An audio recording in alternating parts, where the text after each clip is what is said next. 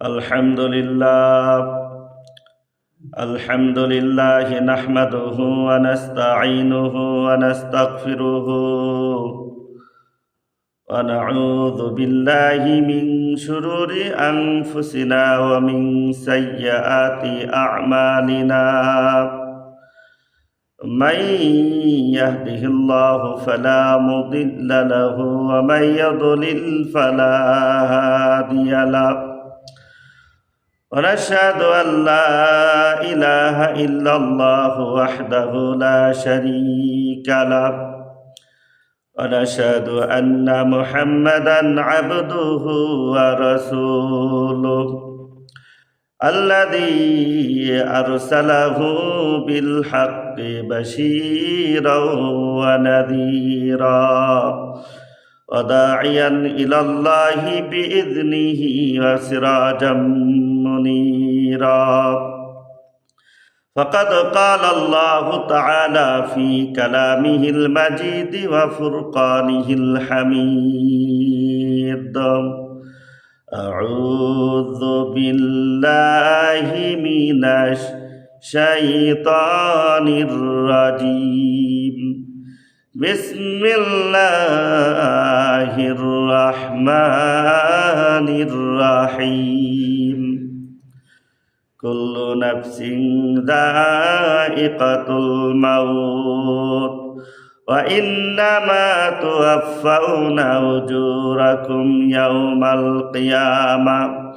يوم القيامة فمن زحزح عن النار وأدخل الجنة فقد فاز وما الحياة الدنيا إلا متاع الغرور وقال النبي صلى الله عليه وسلم الكيس من دان نفسه وعمل لما بعد الموت والعاجز من أتبع نفسه هواها وتمنى على الله وقال الشاعر موت كأس كل ناس شارب قبر بيت كل ناس داخل সম্মানিত ভাইরা আমার, আমি মহাগ্রন্থ আল কুরআনুল কারীম থেকে একটি আয়াত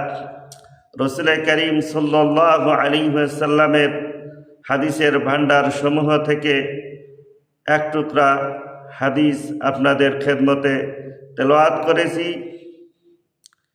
আয়াত এবং হাদিসকে সামনে রেখে কবর এবং মৃত্যু সম্পর্কে সংক্ষিপ্তভাবে আলোচনা করার চেষ্টা করব। আমা তাওফিকি ইল্লা বিল্লাহ। সম্মানিত ভাইরা আমার, প্রত্যেক প্রাণীর জন্য মৃত্যু অবধারিত। যে জীবন নিয়ে দুনিয়াতে এসেছে তাকে একদিন মৃত্যুর স্বাদ গ্রহণ করতেই হবে। আল্লাহ রাব্বুল আলামিন এই জীবন মৃত্যু কেন সৃষ্টি করেছেন তিনি তা বলে দিয়েছেন। আল্লাযী খালাকাল মাউতা ওয়াল হায়াতা লিয়াবলুয়াকুম আইয়ুকুম আহসানু আমালা। যিনি জীবন এবং মৃত্যু সৃষ্টি করেছেন তিনি জানতে চান যে আইয়ুকুম আহসানু আমালা, যে তোমাদের মধ্যে অধিক নেক আমল কে করে। সম্মানিত ভাইরা আমার, মৃত্যু প্রত্যেক প্রাণীর জন্য অবধারিত। আল্লাহ রাব্বুল আলামিন কোরআনে কারিমে বলেন কুল্লু নাফসিন যায়িকাতুল মাউত ওয়া ইন্নামা তুওয়াফাউনা উজুরাকুম ইয়াউমাল কিয়ামাতি ফামান যুহজিহা আনিন নারি ওয়া উদখিলাল জান্নাতা ফাকাদ ফাজ ওয়া মাল হায়াতুদ দুনিয়া ইল্লা মাতাউল গুরুর। প্রত্যেক প্রাণীকে কুল্লু নাফসিন যায়িকাতুল মাউত প্রত্যেক প্রাণীকে মৃত্যুর স্বাদ গ্রহণ করতে হবে। ওয়া ইন্নামা তুওয়াফাউনা উজুরাকুম ইয়াউমাল কিয়ামাতি ফামান যুহজিহা আনিন নারি ওয়া উদখিলাল জান্নাতা ফাকাদ ফাজ ওয়ামাল হায়াতুদ দুনিয়া ইল্লা মাতাউল গুরুর। প্রত্যেক প্রাণীকে মৃত্যুর স্বাদ গ্রহণ করতে হবে এবং কিয়ামতের দিন আল্লাহ রাব্বুল আলামিন তোমাদেরকে পূর্ণ প্রতিফলই দিবেন। ফামান যুহজিহা আনিন নারি ওয়া উদখিলাল জান্নাতা ফাকাদ ফাজ।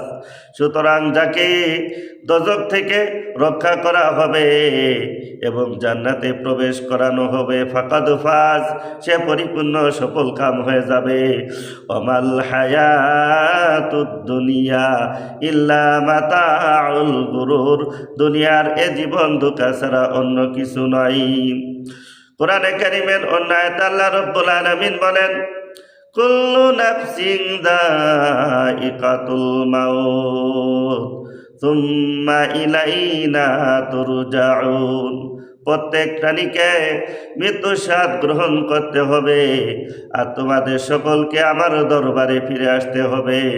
যত বড়ই শক্তিশালী আর ক্ষমতাবান হন না কেন, মৃত্যুর হাত থেকে কেউ রেহাই পাবে না। মানুষ যদি অধিক পরিমাণ মৃত্যুর কথা স্মরণ করত, তাহলে তার দ্বারা অপরাধমূলক কর্মকাণ্ড সংগঠিত হতে পারত না। আল্লাহর নবী বলেছেন, আকসিরু যিকরাহা দিমিল্লাযাতিল মাউত। তোমরা অধিক পরিমাণ মৃত্যুর কথা স্মরণ করো, কেননা মৃত্যু দুনিয়ার সমস্ত স্বাদকে ধ্বংস করে দেয়।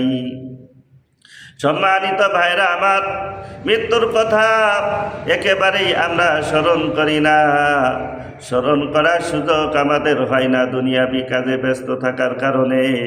একটা পশুকে আরেকটা পশুর সামনে জবাই দিলে যেমন ওই পশুর মধ্যে কোনো অনুভূতি জাগে না, ঠিক তেমনিভাবে একজন মানুষ মারা গেলেও আমাদের কোনো অনুভূতি জাগে না।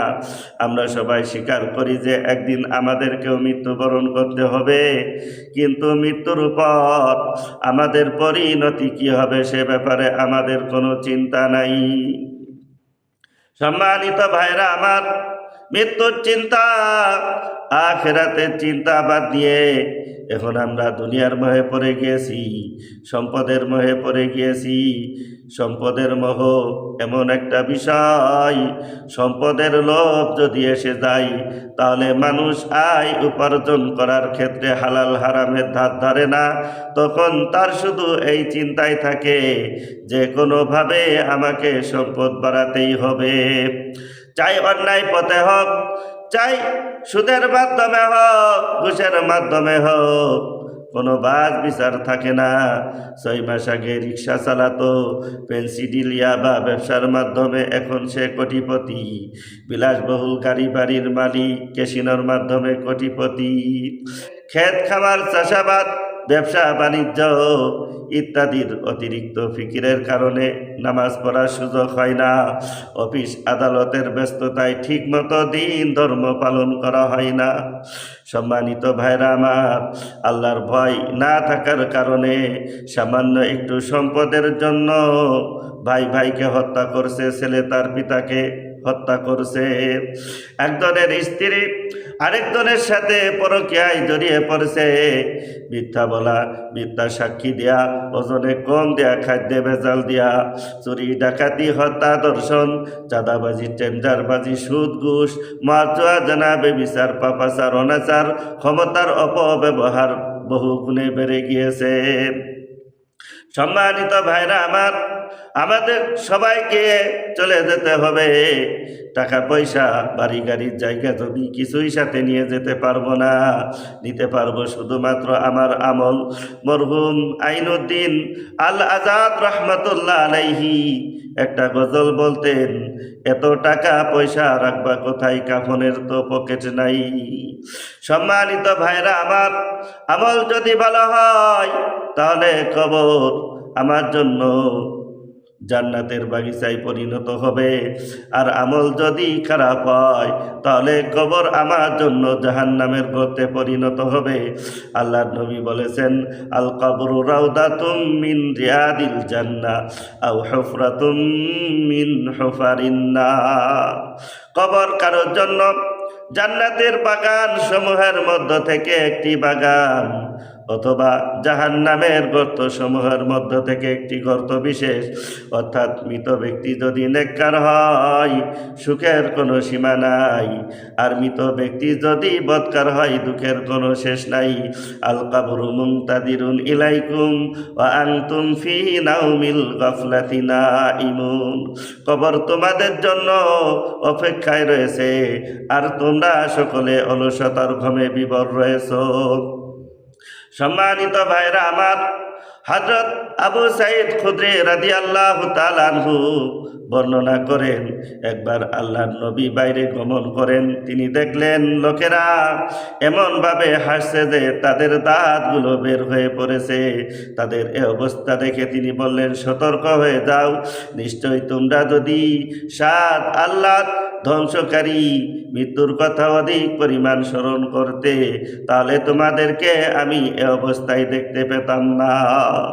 অতএব তোমরা সাত আহলাদ ছেদনকারী মৃত্যুর কথা অধিক পরিমাণ স্মরণ করো, কেননা কবরের এমন কোনো দিন অতিবাহিত হয় না যেদিন সে না বলে, আমি নিঃসঙ্গ ঘর, আমি পোকামাকড়ের ঘর, আমি মৃত্তিকার ঘর। এরপরে বলেন, যখন কোনো ইমানদারকে দাফন করা হয় তখন তাকে কবর বলে, মারহাবা, তোমাকে স্বাগত জানাই, তুমি নিজের ঘরে এসেছো। নিশ্চয় যারা আমার উপর চলাফেরা করত তাদের মধ্যে তুমি আমার নিকট অধিক প্রিয় ছিলে। তাই আজ যখন আমার হাতে তোমাকে সুপর্দ করা হয়েছে এবং তুমি আমার নিকট চলে এসেছো, তখন দেখে নাও আমি তোমার সাথে কিরূপ ব্যবহার করি। অতঃপর ওই লোকটির দৃষ্টি যতদূর পর্যন্ত পৌঁছে ততদূর পর্যন্ত তার কবর প্রশস্ত হয়ে যায় এবং তার জন্য জান্নাতের একটি দরজা খুলে দেওয়া হয়।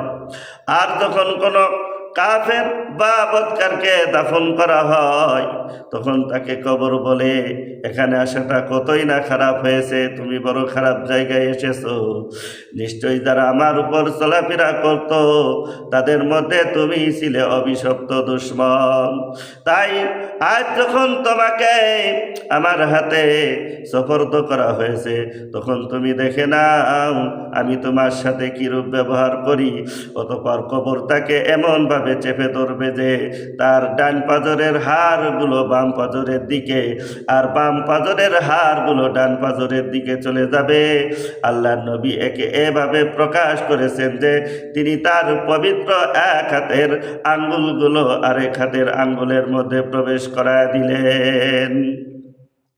সম্মানিত ভাইরা আমার, হযরত বারা ইবনে আযিব রাদিয়াল্লাহু তাআলা আনহু থেকে বর্ণিত, তিনি বলেন, আল্লাহর নবী বলেন, সওয়াল জবাবের সময় যখন কাফের বা বদকার বলবে আমি কিছুই জানি না, আমি কিছুই বলতে পারবো না, তখন একজন ঘোষক ঘোষণা করবে সে মিথ্যা বলছে, তার নিচে আগুন বিছিয়ে দাও এবং তাকে আগুনের এবং তাকে আগুনের কাপড় পরিয়ে দাও এবং তার জন্য জাহান্নামের একটি দরজা খুলে দাও। অতঃপর দরজা খুলে দেওয়া হবে, তখন এ দরজা দিয়ে জাহান্নামের উত্তপ্ত লু হাওয়া কবরে বইতে শুরু করবে এবং কবর এত সংকীর্ণ করে দেওয়া হবে ফলে তার একদিকের পাঁজরের হাড়গুলো অন্য দিকে চলে যাবে। এরপর তাকে প্রতিনিয়ত আযাব দেওয়ার জন্য একজন আযাব দানকারী ফেরেশতা নিয়োগ করা হবে। এ আযাব দানকারী ফেরেশতা হবে অন্ধ ও বধির। ফলে আযাবের কারণে যে করুণ দৃশ্য তৈরি হবে তা সে দেখবে না, আযাবের কারণে সে যে বিকট চিৎকার করবে তা সে শুনতেও পাবে না, সে দেখবেও না, শুনবেও না, শুধু আযাব দিতেই থাকবে। আর তার কাছে থাকবে লোহার গদা। এ গদা এমন ভারী ও মারাত্মক হবে যে তা দ্বারা পাথরের উপর আঘাত করলে তা ধুলায় পরিণত হয়ে যাবে। এরপর আরো বলেন, ওই কথা দিয়ে একবার মারার সাথে সাথে ওই ব্যক্তি ধুলা হয়ে যাবে, তারপর পুনরায় তার দেহে রূহ ফিরিয়ে এনে জীবিত করা হবে এবং দ্বিতীয়বার তাকে আঘাত করা হবে। এভাবে তার কবরে শাস্তি চলতেই থাকবে। বুখারী এবং মুসলিম শরীফের এক বর্ণনায় আছে, গদার আঘাতে সে এত জোরে চিৎকার করবে যে মানুষ আর জিন ব্যতীত নিকটবর্তী সব কিছু তার বিকট চিৎকার শুনতে পায়। সম্মানিত ভাইরা আমার, কবর প্রতিদিন 7 বার করে মানুষকে ডেকে বলে, হে কবরের প্রতীক, একটু দাঁড়াও, প্রশ্নগুলো শুনে উত্তর দিয়ে যাও। আমি সঙ্গী সাথীহীন গৃহ কুরআন তেলাওয়াতের দ্বারা নির্জনতার সাথী তৈরি করো। আমি অন্ধকার কুঠির রাতের নামাজ দ্বারা আমাকে আলোকিত করো, অর্থাৎ তাহাজ্জুদের নামাজ দ্বারা আমাকে আলোকিত করো।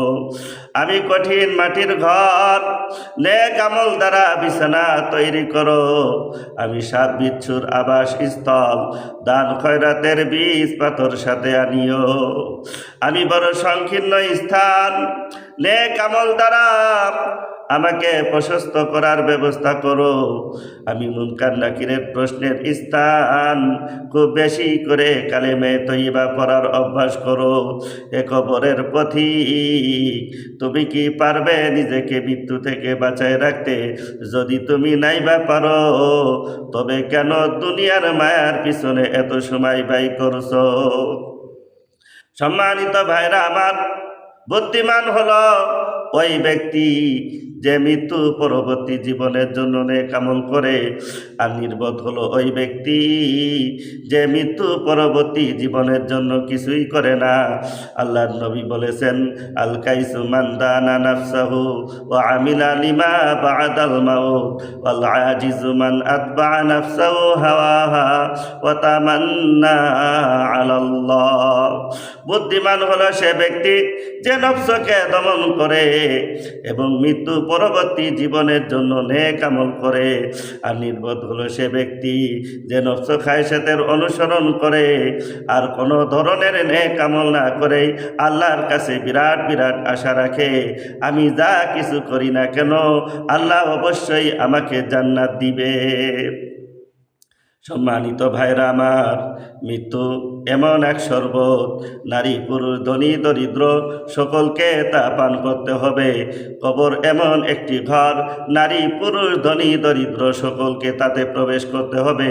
কবি বলেন, মাউতু কাসিন কুল্লু নাসিন শারিবু কবরু বাইতিন কুল্লু নাসিন দাখিলু।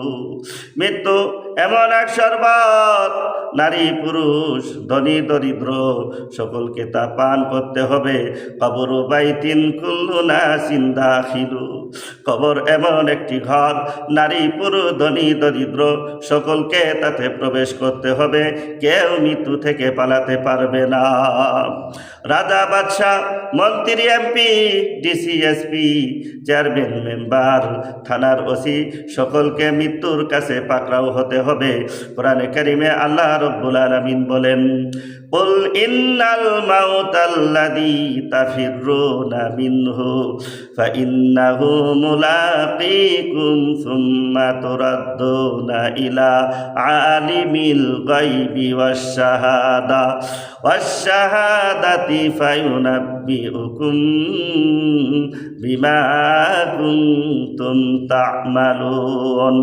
আল্লাহ রাব্বুল আলামিন বলেন, নবী আপনি বলে দিন যে মৃত্যু থেকে তোমরা পলায়ন করছো, তা একদিন তোমাদেরকে পাকড়াও করবে। অতঃপর তোমাদেরকে দৃশ্য অদৃশ্যের জ্ঞানী আল্লাহর দরবারে উপস্থিত করা হবে। অতঃপর তিনি তোমাদেরকে তোমাদের কৃত কর্মসমূহ জানায় দিবেন। কুরআনে কারীমের অন্য আয়াতে আল্লাহ রাব্বুল আলামিন বলেন, আইনামা তাকুনু ইদরিকুমুল মাউতু ওয়ালাউ কুনতুম ফি বুরুজিম মুশাইয়াদা। তোমরা যেখানেই থাকো না কেন মৃত্যু তোমাদেরকে পাকড়াও করবে। যদিও তোমরা এমন দুর্গে অবস্থান করো যেখানে কোনো ছিদ্র নাই, কোনো ফাটা নাই, তবুও তোমরা মৃত্যুর হাত থেকে রেহাই পাবে না। সকলকে মৃত্যুর কাছে পাকড়াও হতেই হবে। আল্লাহ রাব্বুল আলামিন কোরআনে কারিমের অন্য জায়গায় বলেন, কুল লাউ কুনতুম ফি বুয়ুতিকুম লাবারাযাল্লাযীনা কুতিবা আলাইহিমুল কাতলু ইলা মাদাজিহিম। আল্লাহ পাক বলেন, নবী আপনি বলে দিন, ভাগ্যে যদি নিহত হওয়ার থাকে, সে যদি তার নিজের বিছানায় থাকে, ওই বিছানা থেকে তাকে বেরিয়ে যেতে হবে। মৃত্যুর জায়গায় তাকে অবশ্যই পৌঁছে যেতে হবে, কেউ তাকে রক্ষা করতে পারবে না। ওয়ামা কানা লিনাফসিন আন তামুতা ইল্লা বিইযনিল্লাহি কিতাবাম মুআজ্জালা। কোন প্রাণী তার নির্ধারিত সময়ের আগে কেউ তাকে মারতে পারবে না। আল্লাহ পাক যেই সময় নির্ধারণ করেছেন সেই নির্ধারিত সময়ের আগে কারো মৃত্যু হবে না। ইদা জাআ আজালুহা লা ইস্তাখিরুনা সাআতাও ওয়া লা ইস্তাকদিমুন। প্রত্যেক প্রাণীর জন্য মৃত্যুর সময় নির্ধারিত সময়ের এক মুহূর্ত আগে বা পরে কারো মৃত্যু হবে না। নির্ধারিত সময়ের প্রত্যেকের মৃত্যু হবে। মিনহা খলাকনাকুম ওয়া ফিহা নুঈদুকুম ওয়া মিনহা নুখরিজুকুম তারাতান উখরা। এ বান্দা, এই মাটির উপাদান দিয়ে তোমাকে তৈরি করা হয়েছে, এই মাটিতে রেখে গেলাম। ওয়া মিনহা নুখরিজুকুম তারাতান উখরা। আবার আল্লাহ রাব্বুল আলামিন এই মাটি থেকে তোমাকে জিন্দা করবেন। সম্মানিত ভাইরা আমার, এই জীবনের পরিসমাপ্তি ঘটবে, আমাদেরকে আল্লাহর দরবারে উপস্থিত হতে হবে।